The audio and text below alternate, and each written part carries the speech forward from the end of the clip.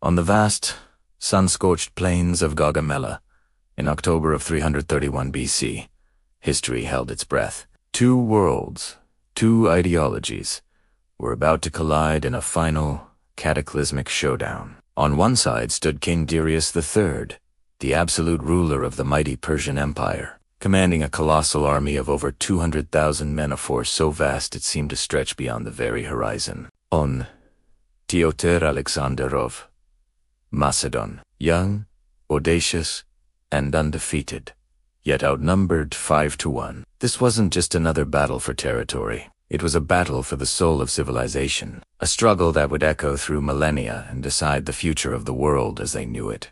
The Persians had meticulously chosen their battlefield, a wide, flat, open plain near Gaugamela, perfectly suited for Darius's devastating war chariots and his overwhelming cavalry wings. He had even commanded his men to level the ground, removing any obstacle that might hinder his grand strategy. Alexander's scouts reported every detail of this immense preparation, the sheer numbers, the leveled earth. Yet, the young king did not waver. His plan was audacious, a masterstroke of psychological warfare and tactical genius. He would not meet Darius head-on. He would draw the giant out, create a weakness, and then, like a lightning bolt from a clear sky, strike at the very heart of the Persian command. As the sun's first rays broke over the horizon, the legendary Macedonian phalanx began its advance, a solid wall of 18-foot-long spears, the sarissas, glittering menacingly in the morning light. Behind them, the cavalry waited, silent,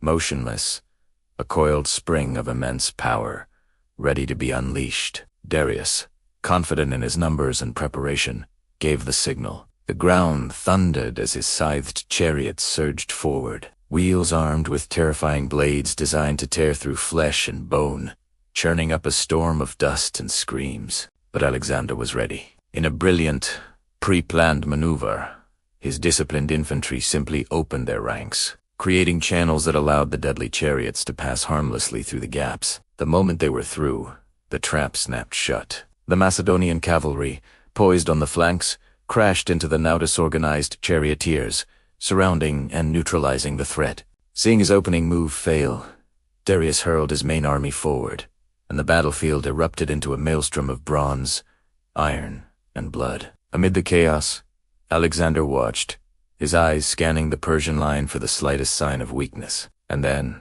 he saw it. A gap began to form in the Persian center as Darius committed more troops to the flanks. It was the moment he had been waiting for. With a cry that cut through the din of battle, Alexander personally led his elite companion cavalry, forming a sharp wedge, and charged directly into that gap. His target was singular and absolute: Darius himself, the great king, standing tall in his magnificent war chariot, surrounded by his elite guard, watched in disbelief as Alexander's wedge formation smashed through his lines like a battering ram. The sheer ferocity and speed of the Macedonian charge was overwhelming. For the second time in his life, facing Alexander on the field of battle, Darius's courage broke. The ruler of the largest empire on earth turned his chariot and fled. The sight of their king abandoning them shattered Persian morale. A wave of panic spread through the ranks, and their mighty army, once an unstoppable force, dissolved into chaos. Alexander, relentless, pressed his advantage, his forces cutting through the disintegrating Persian lines until a complete and total victory was secured. The Battle of Gaugamela wasn't just a military triumph. It was a symphony of destruction, perfection in motion. Against seemingly impossible odds, Alexander had used brilliant strategy, flawless timing, and unparalleled personnel daring to annihilate the greatest army of the ancient world. With this victory, the path was clear. The legendary cities of Babylon, Susa, and Persepolis would soon open their gates to their new conqueror. The Achaemenid Empire, the superpower that had dominated the known world for over 2 centuries, was no more. And in its place, the empire of a single, extraordinary man began to rise. On that fateful day at Gaugamela, Alexander didn't just win a battle. He seized immortality. A warrior, a tactician, a Legion, the boy from Macedon had become the master of the world. Thank you for watching this journey back in time. If you found this story as epic as we did, please hit that like button, subscribe to our channel, and ring the bell so you don't miss our next historical deep dive. See you next time.